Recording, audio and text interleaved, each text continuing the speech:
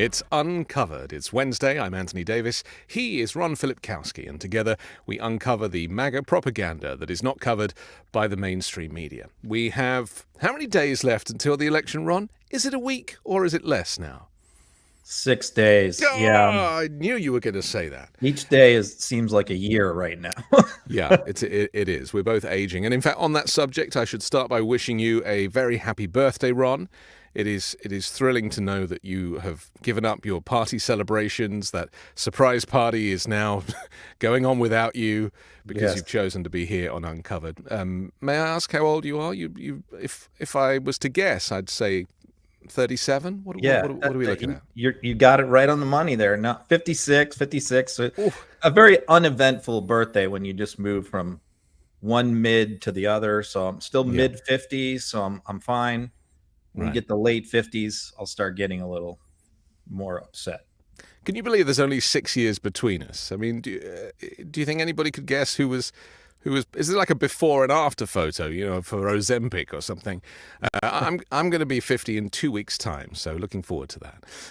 Okay, let's get That's a big straight one. on with what matters. It's so funny. We're obviously both so nervous about the election that we're just talking about anything to avoid talking about the state of political affairs in Yeah. America. We are 6 days away. And the polls, which I keep saying are not to be believed, are still showing the race neck and neck with a point margin of error, basically, between the two candidates. The swing states, because of the Electoral College, are what matter. And so you have some predictions for these swing states. I'd like to give you the floor so that you can make these points, because this is really where it matters, right? Yeah, and I don't really base it on those polls either. I base it on a lot of things, I'm hearing from people who on the ground in these different states that I trust, local people. So I don't look at like things like the betting markets and all this other nonsense national polls. I really look at if I'm going to look at any polls at all, I'm just going to look at likely voters in one particular state. But there's a lot of other data that I look at. So anybody who tells you they know who's going to win is lying. None of us know. It's so iffy. But I'll run through each of the states that matter here. Wisconsin, and by the way, there's other states that the different campaigns say are in play, which I don't believe. Like, there's just no way that those other states like Virginia, New Jersey, they're not in play, regardless of what campaigns are saying. So Wisconsin, I think Harris wins that pretty fairly comfortably. 3 points, 4 points. I think that looks good. Michigan, same thing. I just think like the turnout, the Whitmer machine. I think Michigan is going to come through. A lot of Trump statements about Detroit and the auto industry, I think, are going to hurt him. So I think again that the first 2/3 of the blue wall hold for the Democrats. And then we get to Pennsylvania, and it's just a war in Pennsylvania right now. Both campaigns know how tight it is. There's a lot of Trump is throwing out all these accusations of cheating going on in Pennsylvania. There's a lot of mania on the ground. There's a lot of surrogates on the ground there. The Republicans for Harris are making a big push there. I think I said a year ago Pennsylvania was probably going to decide this. And I still think it. I think it's going to be just 50-50, and it's going to be decided by a handful of votes. Georgia, I think, is remarkably more in play now for Harris than it was a month ago. And I think it's because she spent a lot of time and resources in Georgia. They've had some incredible rallies in the Atlanta area with some big names, big crowds. So, and I think that Brian Kemp is not doing anything to help Trump. He said he was going to, but he's not doing anything at all that I can see. And Trump has completely relied on Kemp for his ground game in Georgia. And I don't see the Kemp machine working very hard for Trump. So I think Harris has a shot. I can't call that, just like I can't call Pennsylvania. Toss up. North Carolina, I think Trump wins North Carolina. I think it's going to be close, 3 points, 2 points. But I think Trump pulls that out. It's a little bit too Republican, even though I think his endorsement of Robinson hurts him a little bit there. I still think he pulls it out. Maine District 2, the single vote. I live in Maine, lived here for 5 months now, so I've got a pretty good handle. That's northern Maine. I think that goes Harris. That's a district that's gone back and forth, but it's been trending Democrat. There's a Democratic governor here. There's a Democratic member of Congress for that district now, and sometimes that goes the other way and goes Republican. So I think Harris wins that. I also don't see the Trump campaign doing anything in Maine. I've been all through northern Maine. I see no Trump presence. Arizona, I think a lot of people had written off that for Harris a long time ago, a couple months ago, and figured that was over. But again, I think the strong Republican for Harris push there, getting those crossover McCain Republicans is keeping that competitive. I'd say if I was forced to pick right now, I'd say that Arizona is going to go Trump because of the migrant issue. It appears to be a very big issue there, and not helpful to Harris. So if I had to pick, I'd say Trump wins that. Nevada, Trump wins Nevada. I don't, even talking to the people on the ground who are pro Harris, they don't feel good about Nevada. I think the no tax on tips thing had an impact there. They, so many people in the service industry there, and they believe what Trump is selling them on that. And the last one is Nebraska 2, the Omaha. That's going Harris. That's definitely going Harris, in my opinion. I mean, highly college educated, upscale area of Nebraska, a lot of government workers, a lot of university employees. That's going Harris. So I think it's all going to come down to Pennsylvania and Georgia. I mean, that's really, and with Arizona in the mix. That's my call. Well, I'm not going to hold you to any of it because it's not a competition, but I'm with you on a lot of that. I mean, I take a more holistic approach to how this vote is going to go. Mine is more about the fact that Trump is a losing candidate, not a winning candidate. He's never won anything since 2016, a handful of things, but he's not a winning candidate. And and I've said this before, and excuse me for repeating it, but all of the major events that diminished Donald Trump's popularity, January 6th, classified documents, Stormy Daniels, business fraud, E. Jean Carroll, all this stuff, as well as the reversal of Roe and taking ownership of that, those things have happened since 2020.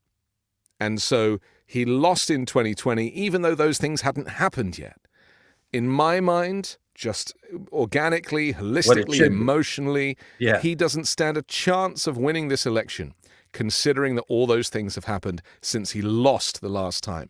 He hasn't done anything that turns around the storyline for Trump. He is a minority candidate. And it's just the PR machine that makes us all feel so anxious.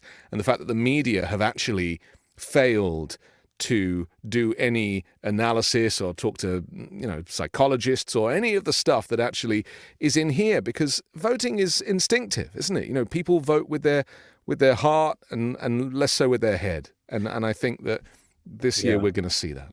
I think part of what's causing some of the angst is that obviously in 2016 the polls were wrong and they undercounted the Trump vote. Yeah. In 2020 that happened again, but not as bad. So Trump came in a little bit higher than what he polled. And so now he's polling neck and neck. So people are looking at that going, well, the polls have always been wrong against Trump. And so if they're neck and neck, that must mean he has an advantage. But I'm also reading a lot from these pollsters that they adjusted their methodology and the way that they do polling after those two elections to compensate the other way. And some people are saying maybe they overcompensated and are overcounting the Trump vote in the polls because they were wrong in the previous two. Who knows? Find out soon. The polls are always wrong, Ron. I mean, can you point to a time when the polls really got it right? Before 16, they were right more than not. But we lived in a different world back then. It's very hard. The social media, internet era, they're more wrong than right. Yeah. There are fewer polls this time around, but they are more accurate according to the pollsters. I've been looking at the polls to look at the survey area, because to me that's the most important thing. How many people are being surveyed? And, in most of these polls, the numbers are somewhere between 700 and 2,000 people. Yeah. And with all of those polls, you cannot get an accurate number. Aside from the fact that there's going to be a lot of Republicans who are not going to be voting for Trump, but are not saying that to pollsters. They are pretending that they're still traditional conservatives or Trump supporters or whatever. But when it comes to it, when they get into the booth, they're going to put a mark in Kamala Harris's box. And I don't know, I just get a feeling that if a poll doesn't have at least 50,000 people surveyed, and there's a couple of polls, one has 48,000, one has 75,000, YouGov polls. They're slightly different methodology, but they put Kamala Harris 4 or 5 points ahead of Donald Trump consistently. And the 2022 polls were all wrong. The midterms, Yes, that's right. That were showing, they had a lot of the results wrong in 2022. That was showing the red wave, right? We all heard about this red wave, and it didn't happen. Yeah, and the polls were wrong on the abortion ballot initiatives in 2022. So that's why I say it's like no one can. The other crazy thing is like MAGA and the right wingers have for a year been just 100% confident that there's no possible way that Trump can win. It's just not possible that this is going to be a landslide. I mean, almost across the board, every right winger is saying this on media, social media. Trump is saying it. And the Democrats, you don't hear Democrats saying that. The Democrats are stressed out and thinking the worst could happen. And so that's the other strange dichotomy is despite the fact that this has been neck and neck all the way, Republicans just have this supreme overconfidence and Democrats have this supreme pessimism. And that's another interesting thing to watch. I actually think that confidence from the Trump camp is actually insurrectionism. It is a continuation of the insurrection. It is designed to make people think that when he loses, it must have been rigged because he was doing so well. Sure. And again, where are we seeing coverage of that? This psychological game where you say that the sky is green and that's what we're dealing with. It's the whole "don't look up" scenario with this Donald Trump phenomenon. Well, and this is the Steve Bannon plan from 2020, right? Where he just said we're going to say we won, that we're going to declare victory immediately, and and let them figure it out. And so that's what Rudy recommended part of it as well. We're going to win all these states. We're going to win in a landslide. I think for the higher ups, it's a calculated thing, like you said. It's to be able to claim it was stolen. For the smarter, slicker people that are running the show. Yeah. But for like the base, the rubes, like they actually, I think, have become convinced that they are going to win in a landslide. And so that's part of it. That's how you get them riled up, because if it doesn't turn out that way, they're going to say, of course, it was stolen, because there's no way. All of our people have told us we're going to win in a landslide, including Trump. January 6th was a rehearsal for what we're about to see in 6 days' time. That, something is going to kick off that is greater than anything we could imagine. It'll be worse this time. Not like an attack on the Capitol, but the front end reaction on election day and the immediate days after is going to be worse. Because the other thing that you're going to have is we're not going to know the results for a little bit, especially Arizona. Arizona said they could take up to 10 days to count all the ballots. Pennsylvania, the key states are going to be late. And so, it's going to happen.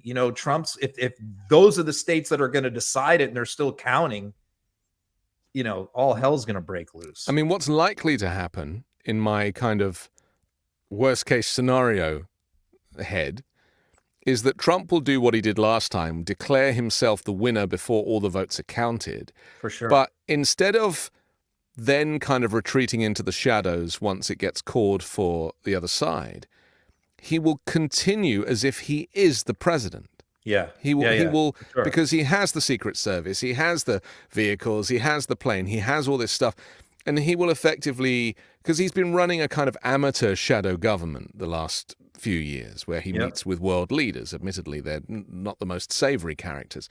But I actually think that he could just keep moving forward as if he is the winner beyond the 24-hour period or the 2-week period. I think it's going to be very, very messy. And some people are saying Yep. Joe Biden needs to just keep his bum on that seat and maybe employ his immunity that the Supreme Court has given all presidents to deal with the situation. I'm not a legal expert. I don't quite know how, but it might come to that. It's going to be very nasty. It's going to be very messy, especially if he loses. And I think he will lose. I do think Harris is going to win, although I don't know. I'm not going to beat my chest and stand up and say this is definitely going to happen. I would not bet any money on it, but I think that she is. But yeah, what we do know for certain, if we know one thing about this election for certain, we know Trump will never admit he lost. He will never concede, and he will go kicking and screaming because he's going to prison if he loses. And he knows that. So he will be a desperate, drowning man that will take as many people down with him as he can. I also think it's important to understand what election interference looks like in a kind of Cold War perspective. And that is that all the stuff that's coming from the Kremlin, all the interference through social media, and it's not just the Kremlin. I mean, there's Iran, there's all sorts of countries that have a vested interest in Donald Trump winning. But what that ultimately ends up with is when the election is called, hypothetically for Kamala Harris, the response will be, yeah, but in whose reality did she win? Yeah. Because realities now have become so blurred in these information silos that they'll be like, well, yeah, she might have won in your reality and in your algorithm and in your media bubble. But in our algorithm, she lost. And that is when things start to become like, Ready Player One. And I'm very nervous about that. And remember, in 2020, Twitter was banning accounts that were spreading election disinformation. Exactly. They were taking them down, taking posts down. Yeah. Instead, we're going to have the owner fanning the flames, making it much worse. He's already doing it. I was following him all day today. It's one election conspiracy. They're stealing it. They're rigging it after another. If you follow Elon Musk. So the platform is going to be incredibly toxic. He'll probably be out there yelling and screaming too. And it's not going to be good. No matter what, this is not going to be easy. It's not going to be smooth. It's not going to be over on election day. It's just going to be a continual battle that's going to go on for weeks and weeks. The only caveat to that, and we must remind people, is if Kamala Harris wins in a landslide that is so great that nobody can contest the result. Well, sure. Yeah. And so we must remind people throughout this program, because there are only 6 days to go, please vote. Don't think it's somebody else's job to go vote. If you are entitled to a vote, use it, because I'm not entitled to a vote and I would really love a vote. So go vote for me in your name. Another point is key too. Even if you're in a state like California where, you already know what the result is going to be. It's not a wasted important vote. Because if Democrats don't show up to vote in like Massachusetts or California and Trump does better in those states than he did in years past, he's going to point to those anomalies to claim fraud in the swing states, because he's going to say, well, how could I have lost in this state by this much when I did 10 points better in Massachusetts than I did last time? So it's important. And obviously it's important to support the local candidates too. And that's why he's campaigning in these states that we were surprised he would come to, like California. That is correct. Because then he can point to that and say, well, I campaigned there and that's why I did so well there. It's all part of the bait and switch. I'm very, very surprised that the American legal system has allowed us to get this far with our loss of democracy, and where there are now two realities, this MAGA Republican reality and our reality, which they will call a liberal, a Marxist reality. They don't even use liberal anymore, man. That's right. Yeah, it's gone up a notch. We're all communists. Yeah, and so that's what I find so interesting, is that it's not that it isn't true that there aren't two realities. And that's why if you speak to these MAGA Republicans who are brainwashed, their reality will not change through this process. You know, he Right. will be their winner, whether Absolutely. he wins or not. It's kind of irrelevant.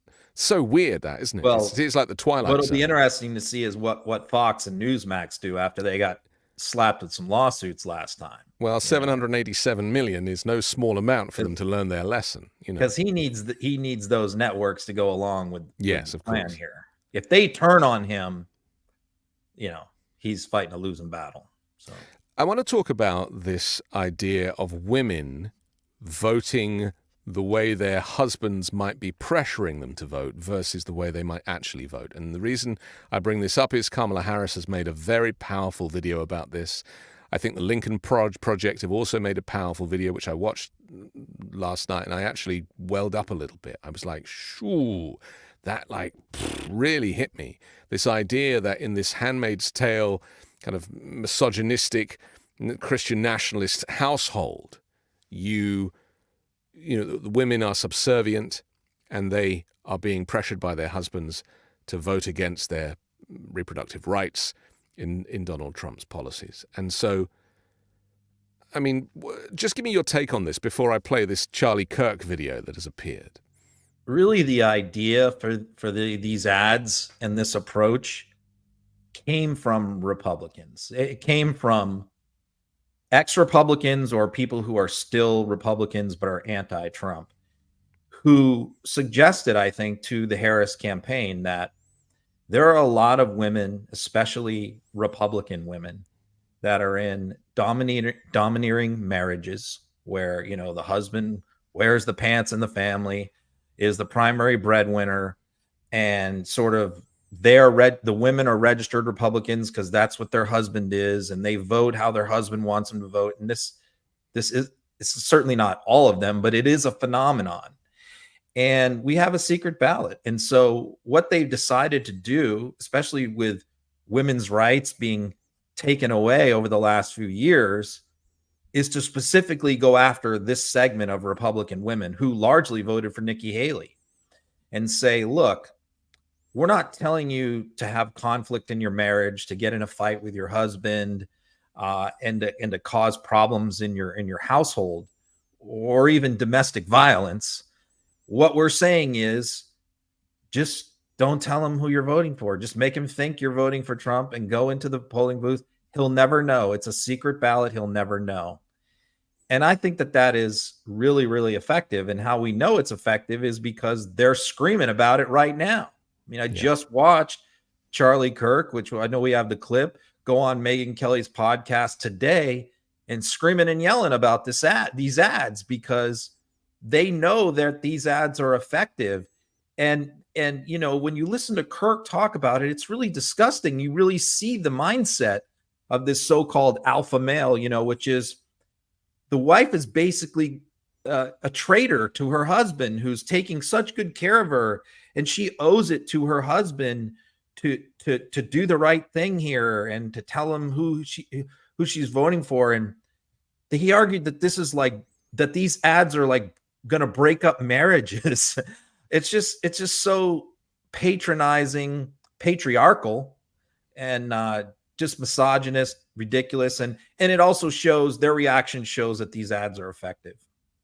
Here he is. And she needs people to basically lie to their husbands, which they are promoting, by the way, which I find that entire advertising campaign so repulsive. It is so disastrous. It is just like, I'll show it in a minute.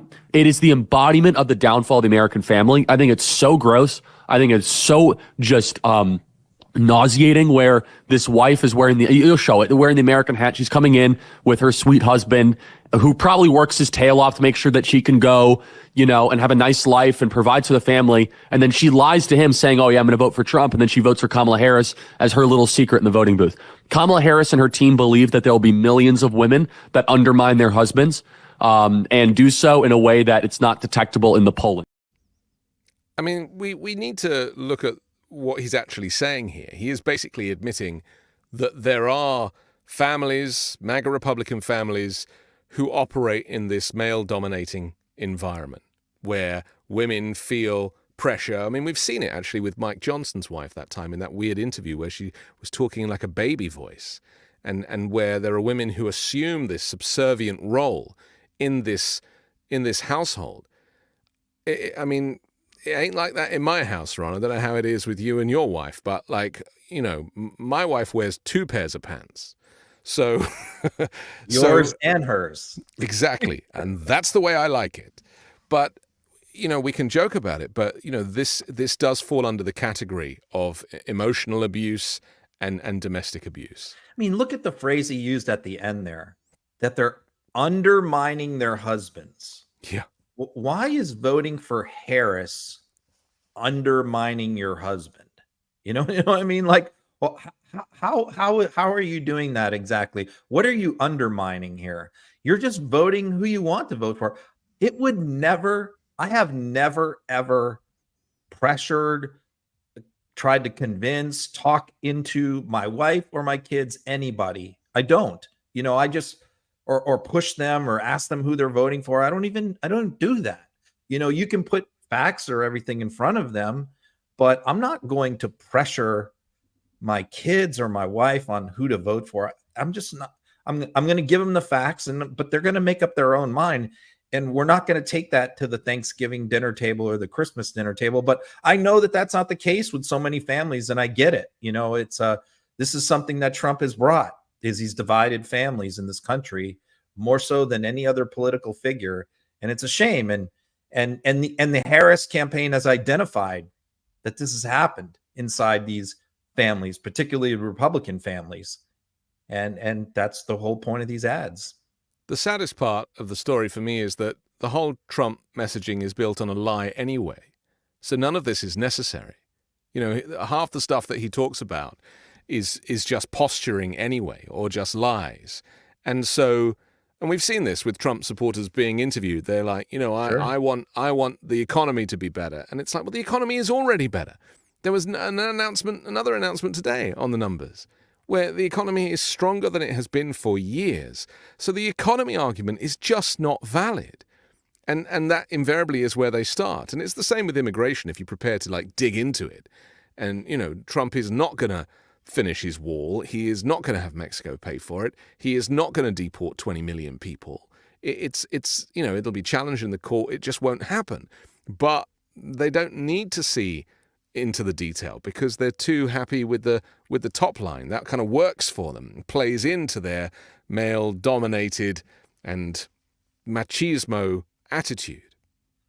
And if Trump wins and what he does crash the economy, and Right. if he does even a third of what he's promised to do, it will crash the economy. Yeah.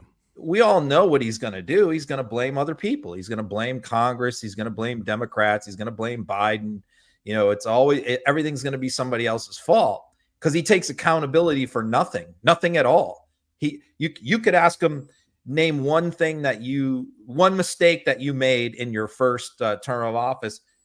He would say pretty much nothing. The only thing he would say is he made bad appointments. He listened to too many recommendations on appointments, and he should have went with his own people. It's always somebody else's thing he would fault. say.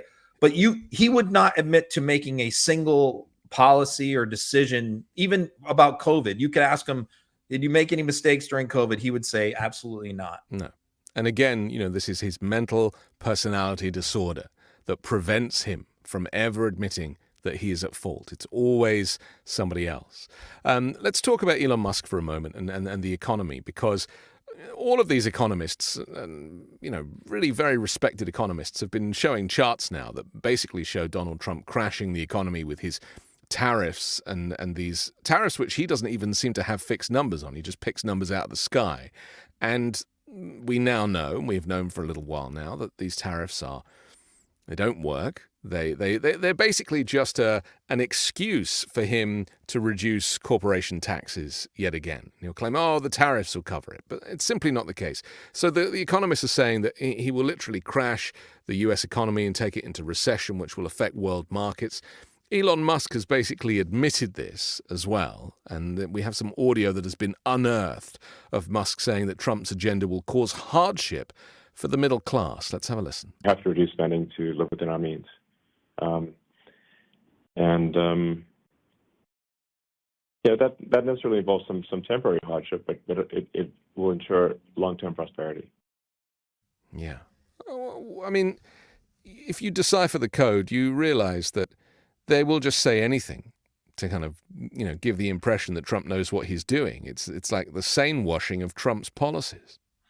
Yeah, Musk was more specific than that on Twitter, where he basically laid it out in a little bit more detail what he was talking about, which is, of course, what Trump has said is that Musk is looking at a few things. Number one, you're going to put tariffs on all these foreign products, which is likely to ignite a trade war, etc. Number two, Trump has pledged to cut 1/3 of the government spending. 1/3 of the government is going to be cut. And Musk is supposed to be the one that's going to do that, right? Then he's going to deport up to 15, 20 million people who are actually like working in food processing plants, construction companies, landscaping companies, the food industry, on and on and on, construction industry. And you're going to round up all of those people and their families and their kids and deport them, which is going to crash the economy quicker than anything else. So what Musk is saying is all of those things combined are going to cause a lot of short-term problems and could result in a short-term recession. But he says, in the long term, everybody's going to be better off. Musk is not an economist. He doesn't know this stuff. But, of course, people think he does because he's a successful business entrepreneur. So, I mean, Mark Cuban has been out there warning about this, saying, so Mark Cuban basically agrees with Musk about the short term, what's going to happen, but they disagree about the long term. So, rarely have we ever had a presidential campaign promise a recession and promise to crash the economy and the stock market too, by the way. Because, when you crash the stock market, that affects people's retirement, their 401ks, all of that. And the stock market is not going to respond favorably to these plans. So, yeah, it's but of course, according to Trump was asked about this. He says, "Oh, no. What Trump's quote was that people won't even notice these things." Whereas Musk is admitting, saying the quiet part out loud, like, no, there's going to be a lot of short-term pain. He's talking about things are going to be basically like Argentina, where the guy came in and just made these incredibly radical changes that caused a lot of short-term problems with the argument that, don't worry, it's going to get better, 2 years down the line. But Trump doesn't know anything about these economic policies. He's not interested. He's interested in winning, staying out of prison, and being this kind of world king. That's all he really cares about. How we know that is true, Anthony, is because every time he does one of these economic forums with business people and economists, and they ask him to explain the economic impact of his policy, he absolutely can't do it. He changes the subject. So, I mean, it's demonstrably provable that he doesn't know the economic impacts of any of his proposals. We have a clip of a woman at a rally in North Carolina who claims that she's retired because the stock market is booming. But Trump says it's going to crash any day now, so she may have to go back to work if Harris wins. This is the mentality of people who have fallen foul of the misinformation. Let's take a look. I don't want the stock market to crash because I'd have to go back to work because I'm retired now. So I am for Trump all the way. We need him. We do not need a communist country. And Kamala Harris is a communist. People do not realize what she stands for. They want to vote for a black woman. That's all they know about it. They do not know what she's going to do to this country and how she's going to ruin it. Yeah, I think she might have given it away with the words black woman there. That might really be the true message in her thoughts. I mean, there is that. I'm not prepared to go there because the U.S. elected a black president in 2008, and so and also elected a female in 2016 in Hillary Clinton with the popular vote.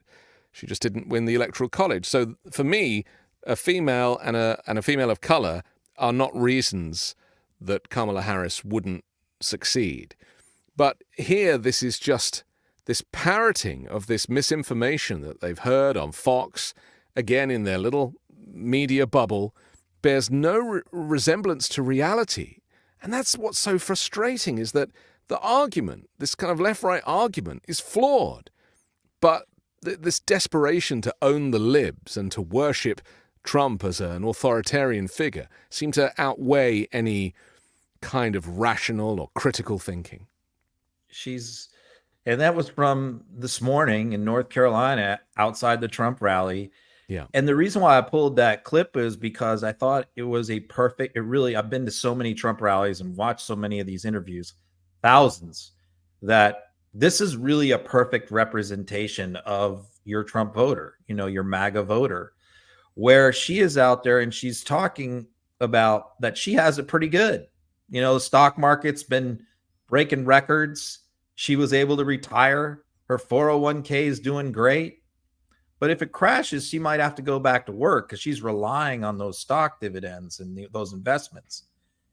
So she's convinced, even though it's been booming for the last 2-3 years, that, Harris is going to wreck it because that's what Trump told her. And then, segues into Harris as a communist.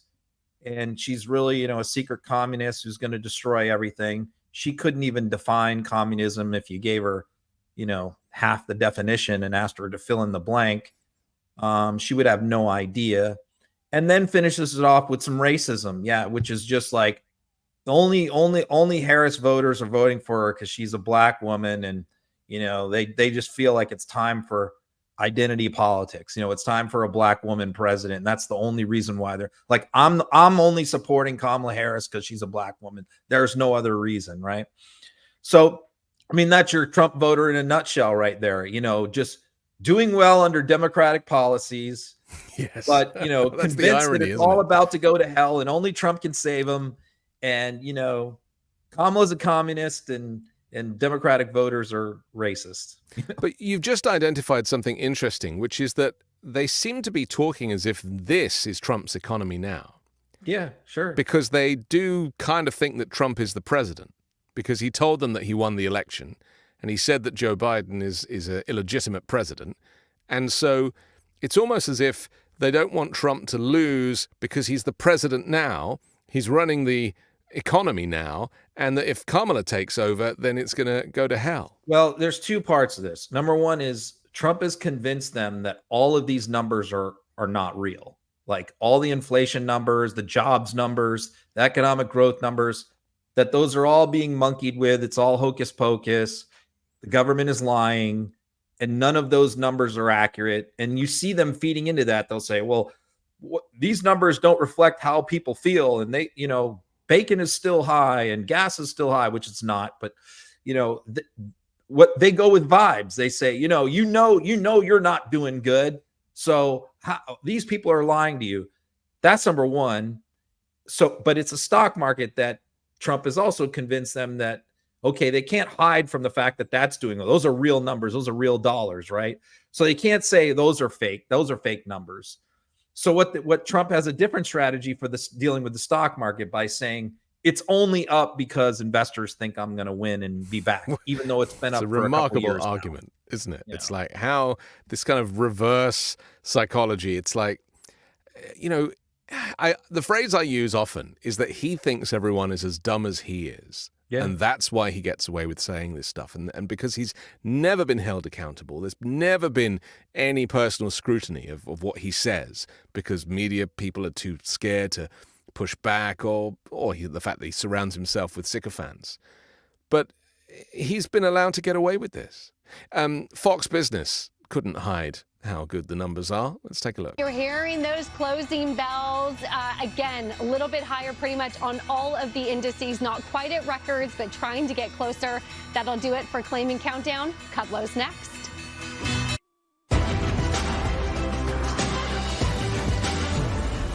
Hello, folks. Welcome to Kudlow. I'm Larry Kudlow. So, President Trump, electrifying, strong closing message to the nation last night at Madison Square Garden. Kamala broke it. Trump will fix it. Yeah, it's hard to twist the numbers when they're on the screen, right? Yeah, that's just like a quintessential Fox moment where they have the numbers up on screen, breaking records, everything's great. And then cut to Larry Kudlow, former Trump appointee, Kamala broke it. Trump will fix it. Broke what? You just showed the numbers. They're all green. They're all green. What's broken there? I mean, it's, if you want to say, like, if you want to just come out and say, okay, the economy's doing well, but but immigration is a big problem, and we need to deploy, and crime is a problem, and just that would be like an honest, honest, like, Republican campaign argument, which is like, okay, we admit that the facts are the facts over here, but we still think that there's these other problems that override those things. But they just lie about everything. They just lie about everything. It's like they can't even admit, you could show them, like, here's the numbers. Oh, no, those numbers aren't real. But that's the point that I'm making about the result.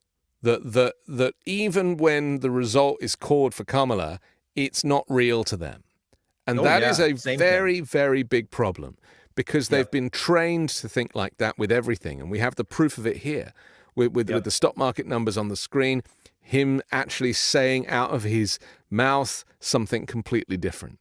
And that is my biggest fear about how this election plays out and why it'll be different to 2020, because in 4 years, the disinformation purposely being sowed by Trump and all his surrogates and all these right-wing channels, of which there are many, Trump channels, I call them, it has simply doubled down on the rhetoric that the reality that you thought you were living in, it's not real.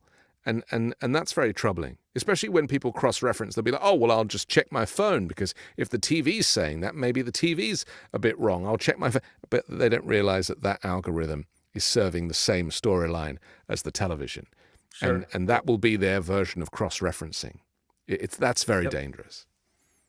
You can always find something on the internet to support your position, regardless of whether it's fact-based or not. Or somebody's that opinion will find you. It's not just about you looking for it. It will find you. And that's the information warfare that we're living in right now. We have to take a quick break, but I want to come back and deconstruct Madison Square Garden. That was a circus, to say the very least. We'll do that next here on Uncovered. Breaking news. Cook Unity is the #1 meal delivery service in the USA, and it's easy to understand why. With award-winning chefs, local fresh farm ingredients, and vibrant flavors delivered directly to your door. Go to cookunity.com/uncovered or enter code UNCOVERED before checkout for 50% off your first week. The chefs you see on TV and in 5-star kitchens are the chefs that make your Cook Unity meals. They're made with humanely raised meat and organic ingredients where possible, plus no cleanup or meal planning. The meals are delivered fully cooked, just heat in as little as 5 minutes. Enjoy restaurant-quality meals for a fraction of the price, with subscriptions from just $11 a meal. The menus are updated weekly, and new chefs are always joining the team, so you'll always find new favorites. Eating well is easy with Cook Unity, affordable food crafted by award-winning chefs delivered to your door. Go to cookunity.com/uncovered or enter code UNCOVERED before checkout for 50% off your first week. That's 50% off your first week by using code UNCOVERED or going to cookunity.com/uncovered. And links to our sponsors can be found in the description below. Ron, before we get to Madison Square Garden, I just want to finish up one thing about the vote, because it's obviously the most important thing.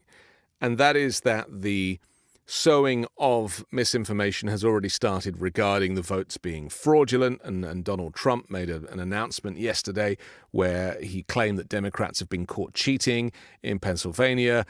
It's simply, none of it is true. We've also seen drop boxes being set fire to. I mean, this is really serious stuff. Let's take a quick look at His Royal Highness, the Orange King of all eternity. Well, there are some bad spots in Pennsylvania where some serious things have been caught or in the process of being caught, but the election. Yeah, I mean, it's very useful that he's being so vague, isn't it? Yeah, and then that was yesterday, and then he followed that up today with a Truth Social post claiming that, there's all kinds of cheating going on in Pennsylvania, and they're posting all kinds of crazy videos. It's going to get much worse. Obviously, it's going to get worse every day. But a lot of the problem this stems from in places like Arizona, Pennsylvania, Michigan, is that North Carolina, is that Georgia, is that these Republican legislatures have put in all these new rules for this election, and a lot of these rules are very burdensome on local election officials. You got to check, like, the Pennsylvania's new system on mail-in balloting is just crazy. Like, they don't mail the ballots out to anybody. You have to, and this is what he's talking about in Pennsylvania, is that you have to actually go down to a polling place and pick up a ballot. You have to go down there and get a ballot. And you have to, so you're basically like standing in line. So the whole concept of mail-in balloting is so you don't have to do those things, that they're mailed out to you, which they are in most states, and you mail them back and it's very convenient. But Pennsylvania doesn't want to do that. And it's a Republican legislature. So they make you go down and stand in line to get a mail-in ballot. And you only have, they have limited number of election workers in these offices, huge lines. And so a lot of these scenes are being caused by Trump people going into these lines and saying, don't let them close the doors, don't let them leave the lines, or they're campaigning for Trump, and which is illegal, or they're wearing Trump shirts and they're getting kicked out and they're causing scenes. So Josh Shapiro, the Pennsylvania governor, issued a statement on Twitter today about this, saying, like, this is all nonsense what these people are doing. And our election people are doing the best that they can. But I think the deadline in Pennsylvania to pick up a mail-in ballot was last night. So hopefully at least that part of the drama will be over. But yeah, I mean, Trump just makes these outrageous claims, gets people all worked up, fired up, puts local election workers on blast, gets them a bunch of threats. In fact, the Attorney General of Pennsylvania, who filed the lawsuit against Elon Musk to block him from giving these $1 million lottery giveaways each day, is an emergency hearing set for Friday on that. And he has requested that be done at a secure location due to the sheer number of death threats he's gotten since he filed the lawsuit. So that's what we're dealing with. But this is a dystopian present, not even a future, that these things are even happening. From Musk giving away before. Right, but this is the pox of Trumpism. A Trump supporter was arrested in Florida after he brandished a machete at Harris supporters near the polling location. I mean, again, this is Donald Trump's army, where Trump has basically said, you need to go down and you need to make sure that they're not stealing the election. I mean, this is no different to January 6th, where he goes, we're going to go to the Capitol and I'm going to go with you. And if you don't fight, you're not going to have a country anymore. I mean, it's like these are all mini January 6th that are going to play out at polling places. And he's convinced them, that these drop boxes there's a bunch of fraud being committed at drop boxes, and they were all convinced of that. We saw what they did in 2022 in Arizona, where they had people with rifles standing next to drop boxes to make sure that there's no fraud, but they're intimidating that. I mean, if you're pulling up to drop off your ballot and you're anyone, but let's say an older woman or something, and it's like 8:00 at night, you see some knucklehead out there in his camo with a firearm, you're not going to get out and drop that ballot off. So that's the whole point. It's intimidation. So now what they're doing is we've shooed them off and stopped them from doing that. But now they're just firebombing. We saw in Oregon and Washington, they're just dropping firebombs and destroying the ballots. And one of them is the Joe Kemp race, where it's a 50-50 race. Last time it was decided by 2,000 votes. It's one of the most hotly contested races in the country, that congressional race in Washington, and that's one of the districts where they had hundreds of ballots destroyed by. And look, Democrats aren't doing this stuff. Every time these people get caught, it's always a Republican. My concern, though, is that law enforcement, a lot of them are Republican. Sure they are. And so I'm not 100% convinced that the law enforcers are going to see through the kind of law enforcement that is required in these situations. I mean, look, Donald Trump should have been arrested the day after January 6th and is still at large and is still running for election. So Well, if listen, that we don't doesn't have to prove the worry lawlessness about any of this. Yeah. Merrick Garland's going to take care of all of it. You know, I'm you know, we got Merrick Garland out there. He's gonna make sure there's no nonsense, right? He's gonna put his foot down. I mean, where is Merrick Garland? I mean, seriously, because just based on some of these things and even stuff that Trump's been saying recently, Garland, if he had any interest, would be doing press conferences every other day to try and bring order to the nation. And even Joe Biden, for that matter. You know, I really do feel like when you don't push back in the moment, that's when it allows these things to simmer. I mean, a supporter of Trump was arrested for encouraging people to stay in the early voting line and cast their ballots freely in Pennsylvania. Let's take a look at this quick clip. Wow. That's crazy. You locked her up? That is insane, man. She is not influencing people. She is not at all.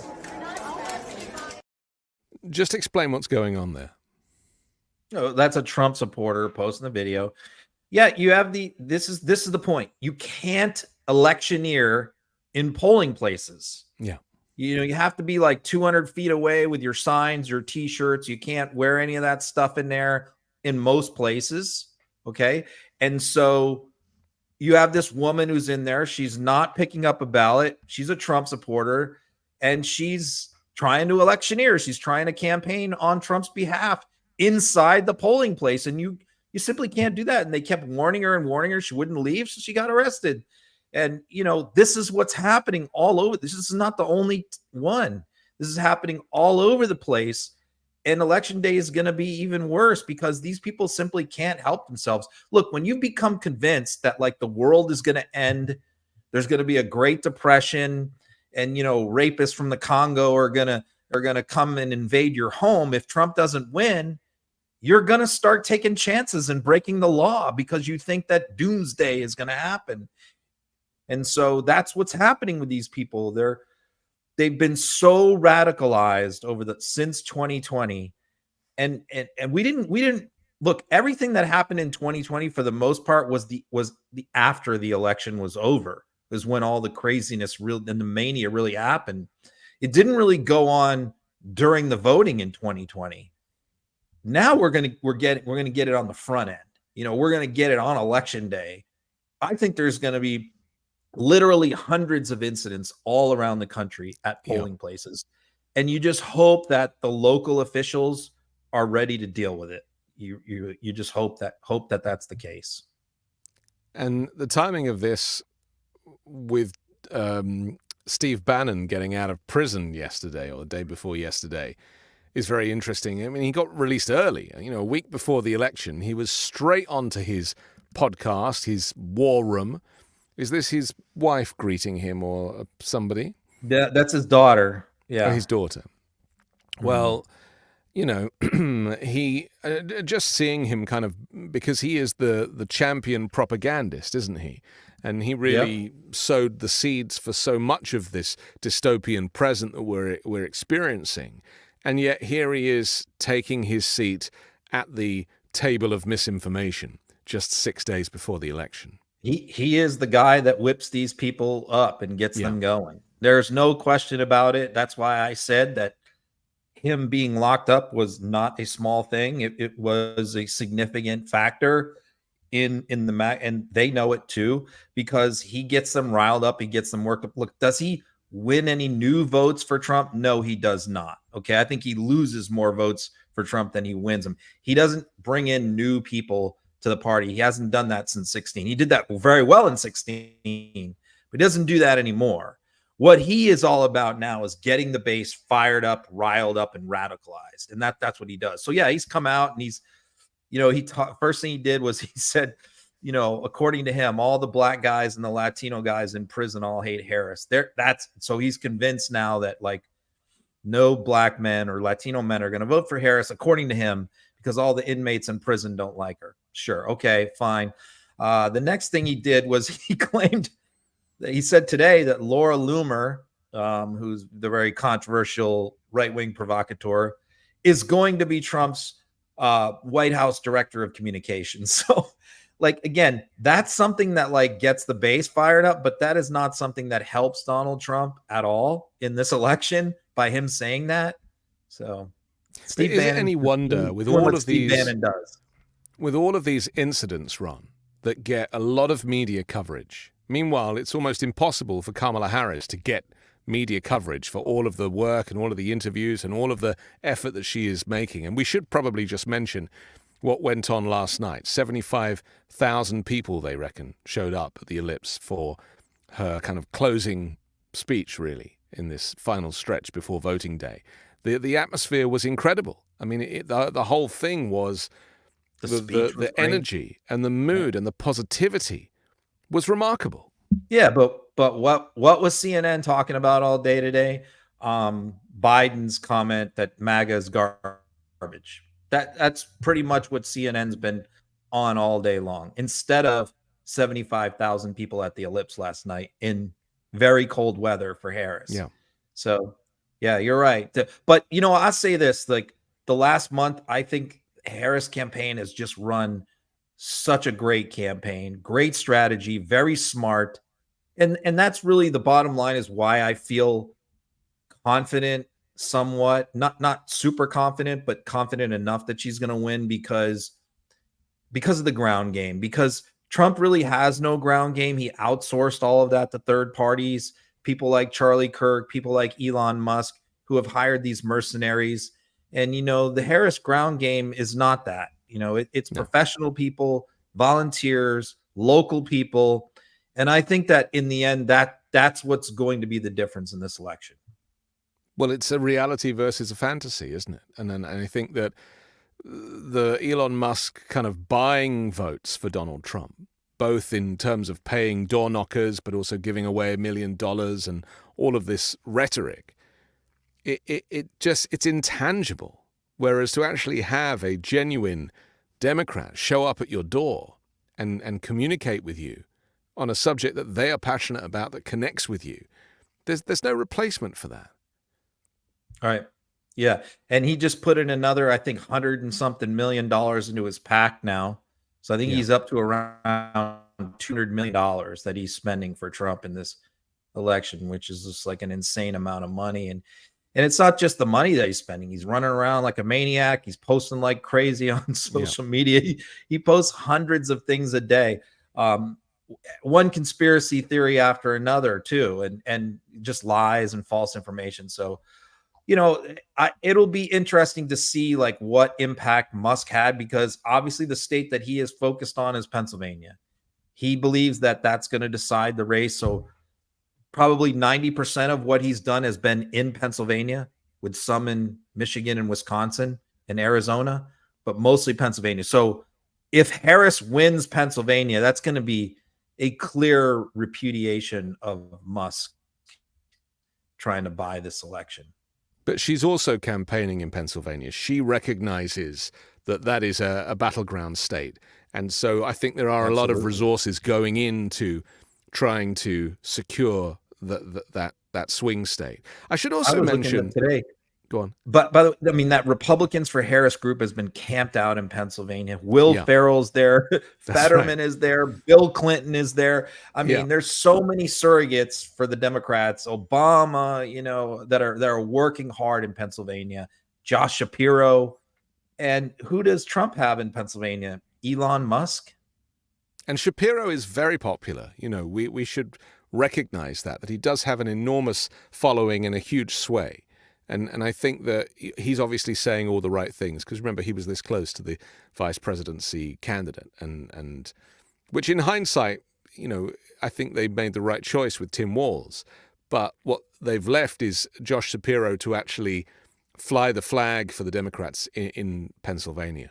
Well, I could say this. If Harris loses, and she loses because she loses Pennsylvania, that absolutely will be the narrative, is that she should have picked Shapiro, Yeah. In that scenario. That will be the narrative, I wanted to mention that, in my opinion, as someone who's trained politicians and done, speech writing and all this stuff, that I am really seeing huge improvement in Kamala Harris's interview skills. And it occurred to me that it's because she never got the practice. In the last 4 years as vice president, you really are having to play second fiddle to the president and keep a low profile. But, it's like a muscle. And if you are out interviewing all the time, you get better and better and better at it at such a fast rate. And the fact that she had to throw her campaign together just in a matter of weeks was very hard for her to be thrown into that kind of, media, that kind of media scrutiny. And so I think that's why at the beginning people were like, oh, well, she does word salads, or she's not doing any of that anymore. She has absolute clarity with her delivery. She knows exactly what she's doing. She's far more controlled. She's far more in control of the situation, and also asserting her authority as a vice president, as a presidential candidate, as a former DA and a former prosecutor, but also as a strong black woman. And I think that it is... I'm overjoyed to see it. And I think you cannot criticize her in these last few weeks. No, I completely agree. I think she is a lot different now than she was 3 months ago. Yeah. I would feel more confident in this election if she had more time. If this election was a month from now, I'd feel a lot better, because I think that she's just gotten better and better and better as time has gone on.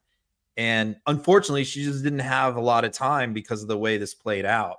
Yeah. If she had another month, I'd feel better. But look, what she has done with the situation that she found herself in, which is unprecedented in American history, she's just done an amazing job. Yeah. And she's really found her stride. It's hard to have a sense of identity, like, who am I in this role, in this offering? And I think at the beginning she was still suffering from vice presidential syndrome. And now she's into the presidential section, and so she's really playing up to that, which is great, because Trump tries to play that role even when he's not the president.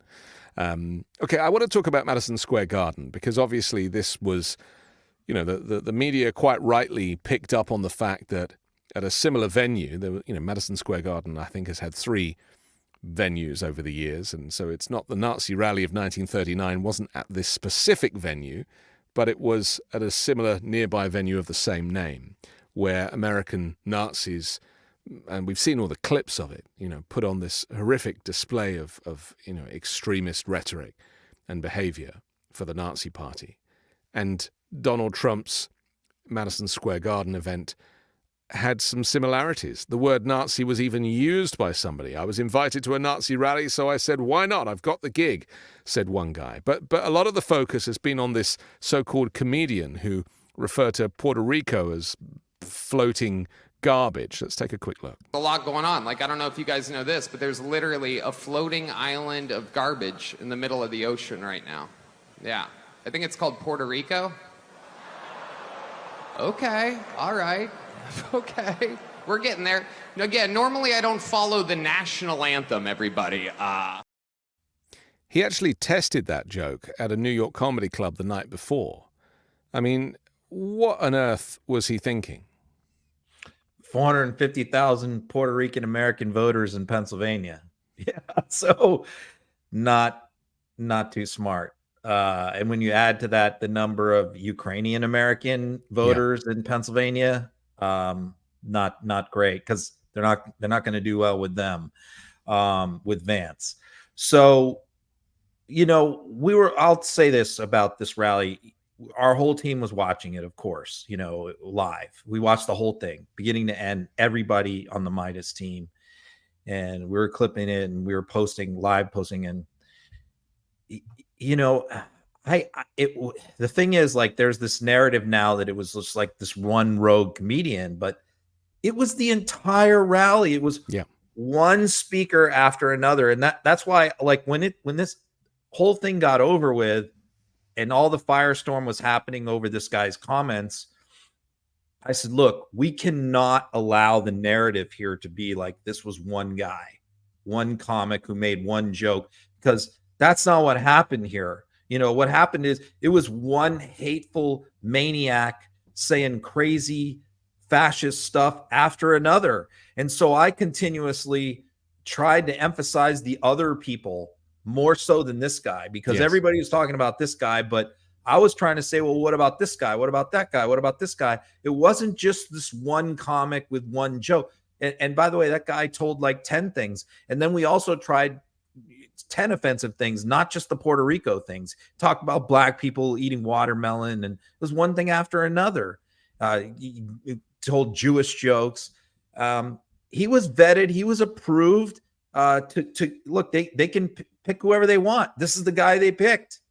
So, I mean, and the other part of it is that Trump never disavowed it. Trump has never apologized.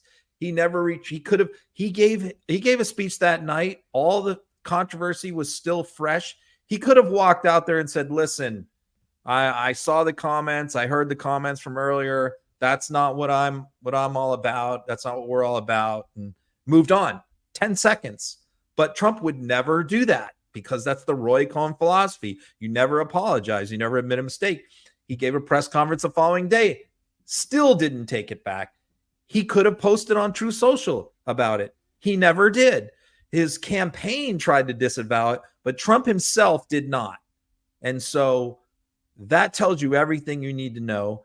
And it is killing them right now. There are major Latino, it's not just the Puerto Rican Americans, it's the whole Latin community is up in arms over this. People are reversing even Latino people who endorse Trump are reversing their endorsements. So this is something that is really, really, I think, a significant thing. It's right up there with the childless cat lady thing. It's right up there with that. The media really took the bait with this guy, didn't they? And my feeling was, and I made a video about it, where I'm just like, what did you expect to come out of that rally? You know, did you honestly think it was going to be racism free? It is a racist political movement. It is it's an evolved version of the Klan. It's any instinctive feelings you might have about Donald Trump's movement being anything other than a racist movement. You're living in cuckoo land. Let me ask you this. What if that guy told those jokes at a Kamala Harris rally? Right. What would happen? People would storm the stage and lynch him. They tear him to pieces. They drag him off the stage. And they that wouldn't is, sit there. It's the complicity that confirms that the racism is rife. Let me give you a quick example of this. A few years ago, when I first moved to the US and we were grilling outside and I invited some people that I didn't really know, one guy showed up and was very racist. And we were so shocked that I kicked him out of the barbecue. I asked him politely to leave, and we never spoke or heard of him again. That is what happens if you are truly a somebody who cares for society being truly diverse and integrated and respectful of all races. You distance yourself from the racists. Donald Trump has not distanced himself from anybody. He just pretends that he didn't know about it, as he said about this guy. Oh, well, I didn't know about it. I didn't even see it, he says, which is just such a lie. Of course he saw it. Even J.D. Vance said, I didn't see it, and I don't know who booked him. It's such a lie. The guy was reading off the teleprompter. You know, someone had to type that thing into the script. So my point about my barbecue, which I'm sorry you weren't invited to, but I didn't know you at the time, is that you, as a respectful and civil member of society, if you see or hear something that is racist, you denounce it and you separate yourself from it. Sure, and none of these people have ever done this. Nobody walked out, right? So nobody. Look, then the guy right after him brought a big metal cross up to the podium and was waving it around, calling Kamala Harris the Antichrist. Yeah. Okay, that was the next guy. Yeah. And it just kept going from there. It wasn't just this one comedian. No. And Rudy Giuliani was up there, wasn't he? He was making some drunk noises. Out of his mind. yeah, I mean, it's funny, isn't it? Because we often try and legitimize what people say. And, you know, you do this with Trump. You're like, well, he's high or he's on drugs. Yeah. And with Rudy, it's the same. Like, the guy was absolutely shit-faced. Yep. Absolutely. He was. Just trying to find the clip of Rudy. Yeah. Oh, I watch a lot of Rudy, and I know when he's been drinking. Yes. You know, and he drinks a lot. And yeah, I knew as soon as he started talking, he was hammered. And only that, what tells you is he was wheeled around the arena in a wheelchair. And, you know, Rudy doesn't need a wheelchair. The only time I've ever seen Rudy use a wheelchair is in airports, because he uses that as a scam to cut the lines through security. He's that so that's the only time Rudy ever used a wheelchair. But he was being wheeled around Madison Square Garden in a wheelchair because he was drunk. I found the clip. Let's take a look. Remember New Palestine? Remember New Palestine?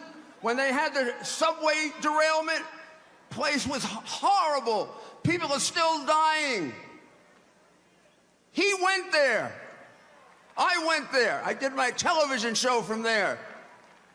It took Biden a year to go there because those people are deplorables. It's very interesting how his brain is not working there, because he did New Palestine. So obviously his brain was like, well, it's not Palestine because that's not how it's pronounced. It's Palestine correctly. But he knew that he had to change one bit, but he just changed the wrong bit. I mean, he was not firing at all that day. And it's East Palestine, it's East Palestine. North. East Palestine. And it wasn't a subway, it was a train. Yeah. And no, Biden did not wait a year, and Buttigieg was in there, and and by the way, he said he did his TV show. Rudy does not have a TV show. No. He has a podcast on the internet. So yeah, I mean, but he's drunk. He doesn't even know half of what he's saying up there. I could tell. So let's talk about this big secret that Mike Johnson and Donald Trump seem to be sharing in their new bromance. I mean, I'd say the secret is probably more like blackmail. Nobody really knows what it is and what it's about, but we have actually a video has been unearthed of Mike Johnson saying that one of Trump's top priorities will be to repeal the Affordable Care Act and rip away health care from tens of millions of Americans, which is pulling away Obamacare effectively. This was mentioned when Trump was on stage at Madison Square Garden. He kind of looked over. You didn't realize he was talking to Mike Johnson about their little secret. Before I play the clip of Johnson, what do you think that little secret is? Well, I think that the secret is separate is a different thing than the clip. I mean, there's a lot of speculation. It's to do with the House, isn't it? Yeah, there's a lot of speculation that it has to do with whether he'll certify the election. Yeah. I think that's the consensus on Twitter. I tend not to agree with that. I think it more has to do with something that they have cooked up to try and win House seats and secure the House majority, right? More so than anything to do with Trump's election. But it could. The reason for that is because they need to. Why would Trump care so much about winning those House seats? Well, obviously, if Johnson is going to preside over the electoral count on January 6th, they have to be in control of the House, because if they lose these elections, the new majority is sworn in prior to that. So he won't have any authority at all. He'll be gone, out of power. So Trump wants to make sure, I think, that they secure the majority, because he wants Mike Johnson in that speaker chair on January 6th. So I think that has something to do with that. But it was all very weird. But switching over to the clip, because I think that that's an unrelated matter. Really, this is very surprising, this clip, because I don't think that Johnson knew that he was being recorded by one of the people there on cell phones. And I talked about this was back in when I first started doing this back in 2020, 2021. It was like shooting fish in a barrel, because a lot of these politicians, if there was no media there, they would just say anything. Yeah. And a lot of these old timers too, because they're not fully aware that people are recording things on their phone, and that could get out and on national media. Like a lot of them are just unaware that phenomena, but they know that stuff now. But in the case of Johnson, this is a little thing, a little gaggle where he's talking to a handful of supporters. There's no press there. And I don't think he knew he was being recorded. And the reason why I say he's less aware is, you think about this. Mike Johnson has never really run in an election before. He's never had an opponent. He's always run unopposed. So you go from a guy who's basically just never really been in an election before at all, anywhere, and now he's the Speaker of the House, and he's thrust into the middle of one of the most important elections in history. And I don't think he has a lot of savviness or experience in how to deal with these situations. So he shot his mouth off here and talked about repealing the Affordable Care Act. This is not what Trump wants to be out there. So he was brutally honest. It was just one of these things where he's like saying the quiet part out loud about their agenda and what they intend to do, when Trump has been opaque and Trump has not really wanted to talk about specifics about what he's going to do. And Johnson goes ahead and gives the game away to somebody's cell phone camera. It's as if he thinks that he's in a safe space. That's it. And actually, now we have the evidence. Here it is. There's a lot of talk. I mean, healthcare reform is going to be a big part of the agenda. When I say we're going to have a very aggressive first 100 days agenda, we got a lot of things still on the table. But healthcare, that's part. It's the secret. It's the secret. Healthcare reform is not a secret. There's some really important ideas on the table, and we have a docs caucus, the physicians who serve in the House, and they've got a menu of options about this thick. And I think this is part of it, because if you take government bureaucrats out of the healthcare equation and you have doctor-patient relationship, it's better for everybody, more efficient, more effective. That's the free market. Trump's going to be for the free market. You heard a little sample of that last night. We want to take a blowtorch to the regulatory state, okay? Yeah. I mean, these agencies have been weaponized against the people, and it's crushing the free market. It's like a boot on the neck of job creators and entrepreneurs and risk takers. And so healthcare is one of the sectors, but we need this across the board, and Trump's going to go big. I mean, he's only going to have one more term, right? Can't run for re-election. Right. And so he's going to be thinking about legacy, and we're going to fix all these things. And, no Obamacare? No Obamacare. Yeah, the ACA is so deeply ingrained. We need massive reform to make this work, and we got a lot of ideas on how to do that. Yeah, he's saying all the quiet parts out loud. And you know, again, 6 days out from the election, it's important that that video goes viral, because that is who they really are. I mean, taking a blowtorch to the regulatory state. I mean, come on. The regulations are there to keep us safe. This anti-regulation rhetoric, it's so loaded, but it serves nobody. If he was on Fox, he never would have said what he just said there. Of course. He never has. He didn't know that he was being recorded, or he thought, well, I'm being recorded by a supporter sitting in the audience on his cell phone, so it's not going to be a big deal. Well, people post these things on social media and they get out. People like me watch for these things and grab them. And so, yeah, that's not something that Trump wanted him to say at all. But now it's out there, and it is going viral today. It hit social media this morning.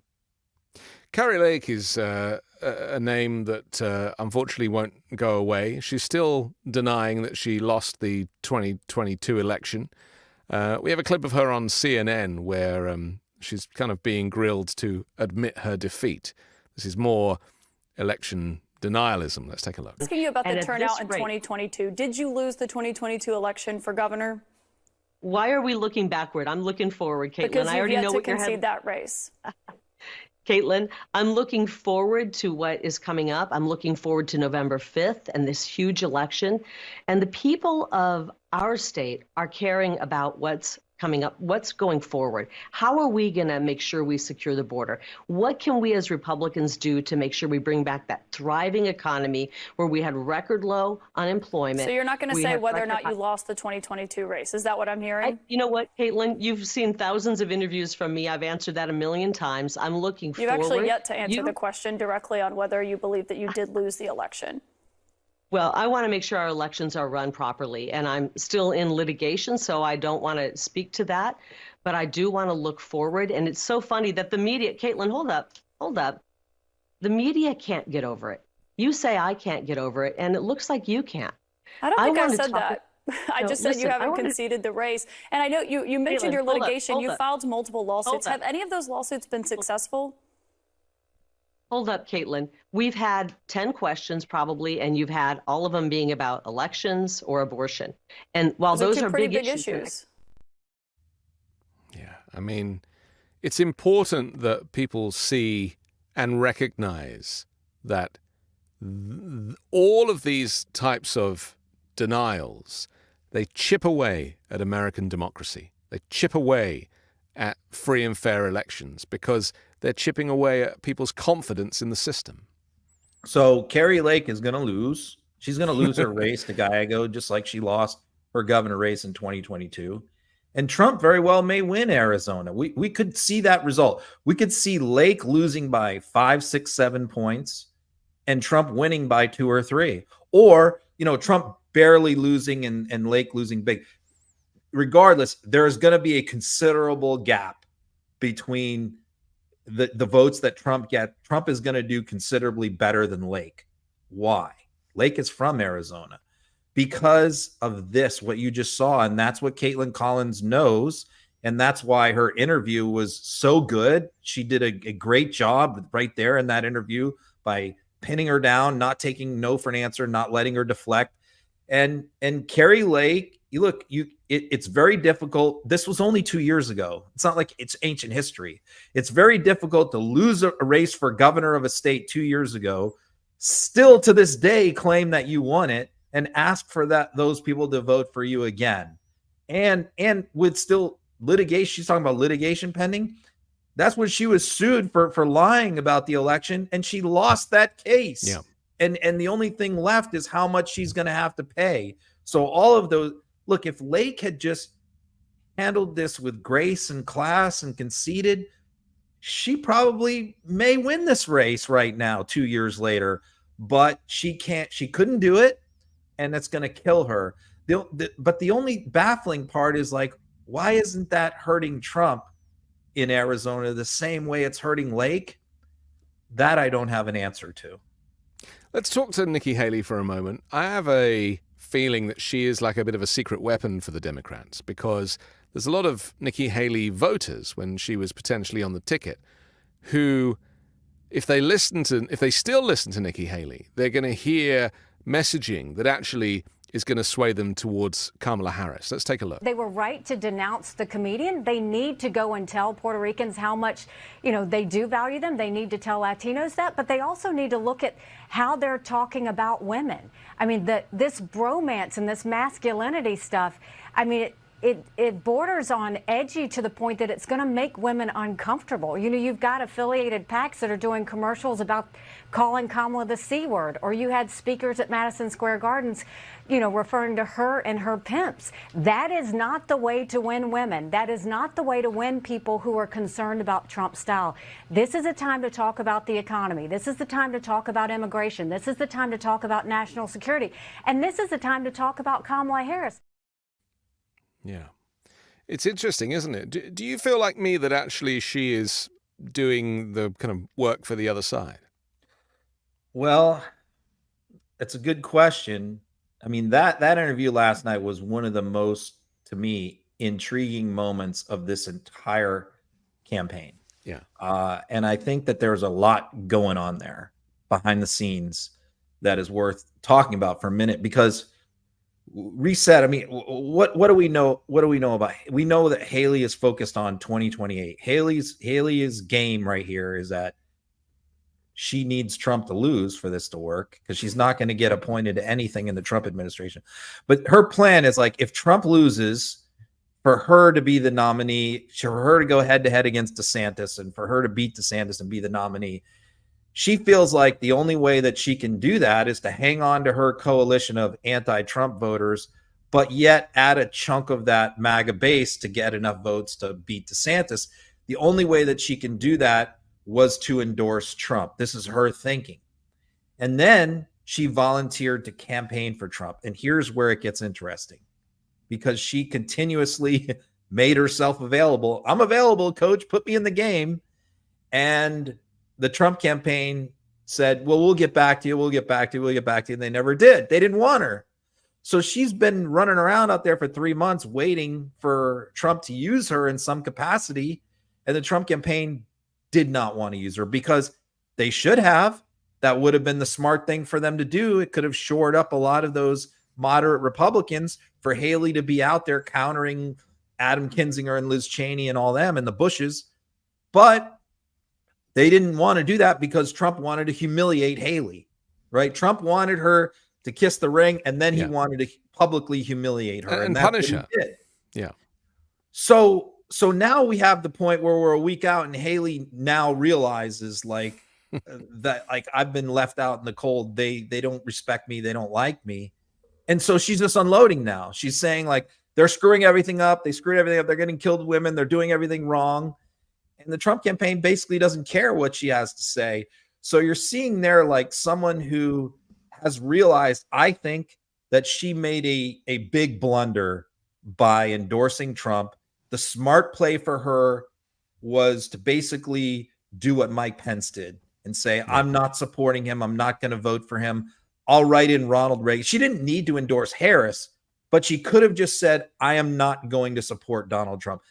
I think she now realizes that that was the smart play, and but it's too late. Trump doesn't like to be around strong, powerful women, and smart women too. And, you know, she is very capable, if you agree with her politics or not. You know, she held a very respectable position in his administration. And, you know, he doesn't like that. He doesn't like people to see people succeed if they're... Look, she got elected governor of South Carolina as a woman of color. Yeah. You know, that's not easy to do. Yeah. So you're right. She's capable, but Trump decided not to. Humiliating her was more important than using her. Yeah. And he felt like he didn't need her. It's the personal vendetta. She now understands that. We have to finish in just a second, but I want to play this clip from Rick Steves, who, because I think it's important, because this is our last show before the election, that, and I've said it multiple times, you have too, that really this election comes down to whether or not you want to live in an authoritarian nation without the freedom of that democracy has enabled you in, you know, your whole life, and to live under an oppressive regime, or to experience regime change, which is ultimately what Donald Trump will bring about, will mean that everything will be different. All of the freedoms that we have enjoyed will be different. And, you know, people draw comparisons with Hitler, and people don't often understand that because they think of Hitler as being Hitler at the end of the war as opposed to Hitler before the war. And we have to really draw the comparison between how did Hitler get himself elected, even as a minority leader, and then use all this retribution that Donald Trump is talking about. And so let me play this clip from Rick Steves, and he makes this case extremely well. Hey, I'm Rick Steves. I'm in Berlin. I'm standing in front of the People's House here. That's the Reichstag. And Berlin is so steeped in history, and you got to be thinking of their nightmare with fascism. And you know, Hitler was elected to their parliament, and he was part of a coalition, and his party was in the minority, but he ended up legally becoming the chancellor and then the dictator because he just wanted to be dictator for a day. And there was a handful of people in here who opposed Hitler, refused to do the proper salute, refused to kiss his ring and wear his uniform. And these are the Kinzingers, the Liz Cheneys, the Mitt Romneys, the Charles Schumers, and so on of German democracy in 1932. Well, 95 of them or something like that were arrested as soon as Hitler took power. These are the representatives and the senators of Germany that were sent to concentration camps, the first concentration camps in 1934. And what is striking to me that I just learned is most of these, generally people died after a couple of years. These people were kept alive until 1945. 1945. Hitler kept them alive, the leaders of the political opposition against him, until it was pretty clear that he was going to lose the war. And then, in 1945, these courageous politicians in Germany who stood up against fascism were murdered by that guy. think of what can happen to a society that doesn't take the threat of autocracy seriously and doesn't value how fragile and precious democracy is. Oh my goodness. I learned so much when I travel, and I'm so thankful for that. And I bring those lessons home. Rick Steves in Berlin. Meaningful travels.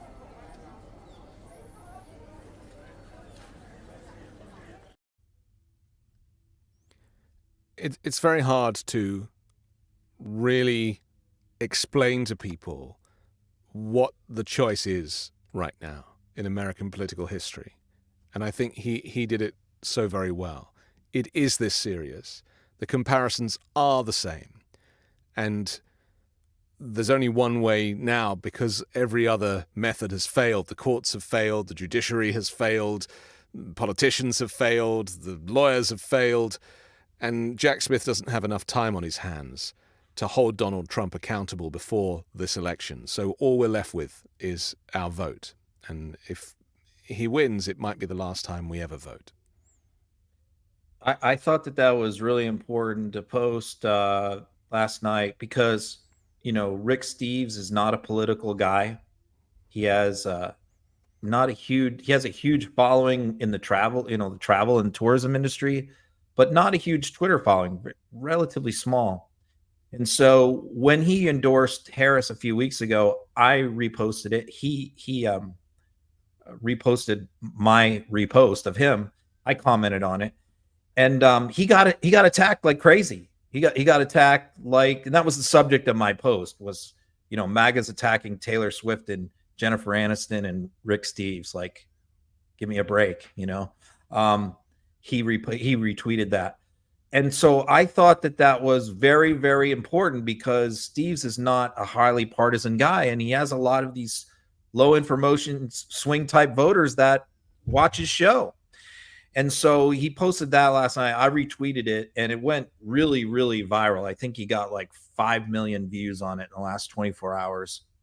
And people like him are reaching the kind of voters that maybe people like us aren't reaching.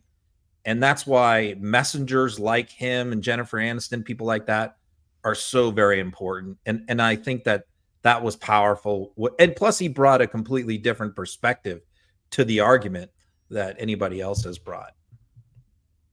Okay, well, final message, I guess, is please go vote. Don't give it up this time. It's essential. We only had around 63% of voters actually voting last time around, and we need to see a much greater turnout in order to save American democracy from the threat of fascism and authoritarianism. And it sounds crazy that I'm saying that out loud, but it is a reality with this guy and his surrogates. And if you heard the Stephen Miller speech at Madison Square Garden, America is for Americans and Americans only. There's not a lot more we can say. I thought about you when he said that, Anthony. Thank you. Appreciate that. Yes, I'm literally booking my flight right now. Ron, thanks a lot. We'll catch each other after the election, which will be a week from now, and we'll see where the results are. It will probably be turmoil for a week or two, but we'll be on it throughout, and I look forward to catching up with you then. Thanks for everything, Ron. You got it. See you next week.